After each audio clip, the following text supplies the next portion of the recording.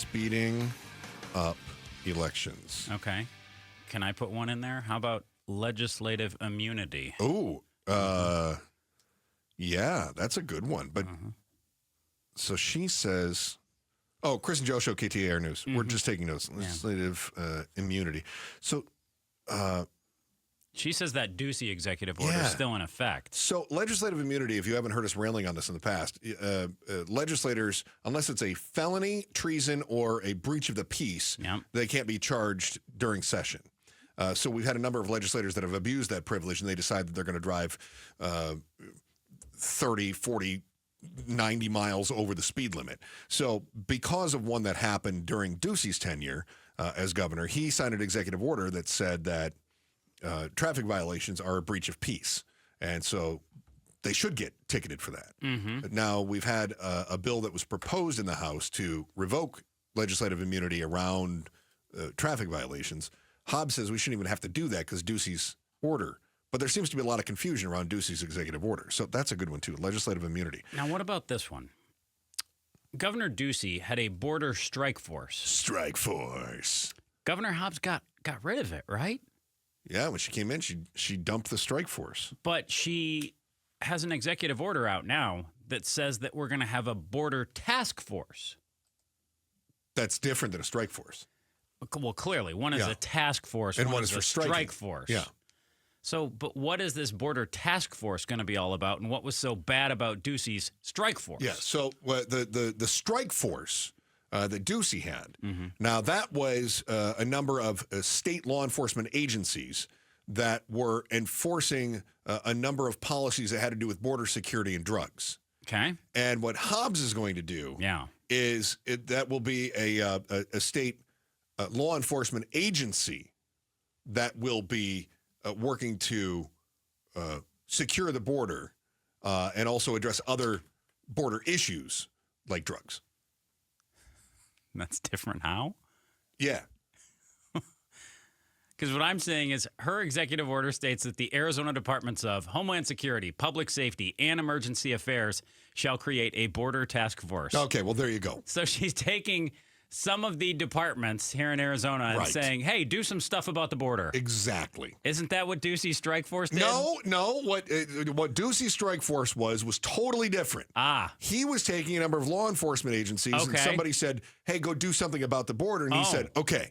So he took law enforcement. She's taking departments from the state. Yes. And doing something about the border. About the border. Totally different. Completely different. Got it. In fact, her PR guy, Christian Slater, not that one, was asked how Operation Desert Guardian, that's her task force, how is this different from Ducey's strike force? Yes. And Slater said, the task force, meaning Ducey's. No. Oh, task force. Hobbs. Hobbs, right. It's clear as day. The task force was a unique operation that would be led by DPS. Oh. Whereas the strike force was led by DPS. Oh. Yeah. Got it. So he also elaborated to say we'll also focus on the 4 border counties. Oh. If there was one criticism about, well, there are plenty of criticism about Ducey's strike force, is that they started doing stuff. But this is a task force. This is different. But Ducey's strike force, they're saying that Ducey's strike force didn't really focus on those 4 counties. And then they're also claiming that Ducey's strike force was taking credit for stuff that other law enforcement agencies were doing. So they would say something like, hey, DPS stopped a fentanyl shipment that had, I don't know, 2,000 pounds of fentanyl. And Ducey would say, hey, did you guys see my strike force got 2,000 pounds of fentanyl? And DPS goes, that wasn't part of the strike force. That was the rest of us. And he goes, we're all in the same family. So that's kind of where that goes. There were criticism that went on to it. In fact, there was a headline that the Arizona Republic had it was 2 years ago, a little over 2 years ago. It said Arizona Governor Doug Ducey's border strike force isn't what he claimed, according to data. Said it was used as a talking point as border security became an issue. Department records obtained by the Republic after a long battle with DPS says that the border strike force is a misnomer. Again, I believe this is part of the in-depth news, politics, and border issues segment. For one thing, most of the work carried out by the border strike force occurred outside of Arizona's 4 border counties, whereas what Hobbs' office is saying is that they're going to focus on the 4 border counties. In the early years, it would strike by mustering and swarming desert areas in named operations. Those efforts produced mixed results. In later years, the Border Strike Force abandoned the idea of targeting a particular area for a strike. Instead, it relied on traffic stops along highways and freeways.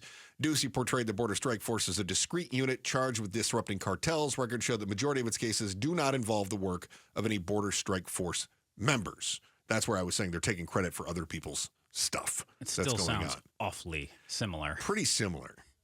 Yeah. So I guess my question is, and maybe this is what we asked the boys if they're going to talk with Hobbs about, is they are at 5:30 this afternoon. I wonder if they could just say, how do you make sure that your task force stays on task in the way that the strike force didn't stay on strike? No, that's not right. Strike. They didn't. The strike. Maybe you get my task point. Again there. Task. The task strike force stay on task, whereas the strike force needs to stay on task. Yeah, you're right. That's how it should have gone. Anyway, so there's the big question that we have. Do you think that the Republicans in the House and the Senate will support this? Her executive order to establish the Desert Guardian, Operation Desert Guardian Task Force. No, again, it becomes the name game. Hobbs came up with it. Yeah. GOP will say it's bad. Even though it's conceptually the same thing that Ducey had. Yes. I can't believe she's doing this. She's trying to take control from our good, hardworking, America-loving law enforcement officers. Can you believe that? She has neutered. She's neutered Governor Ducey's that's good. strike force. Neutered is a word they would throw in. Yes. 100%. Yeah. She's cut them off.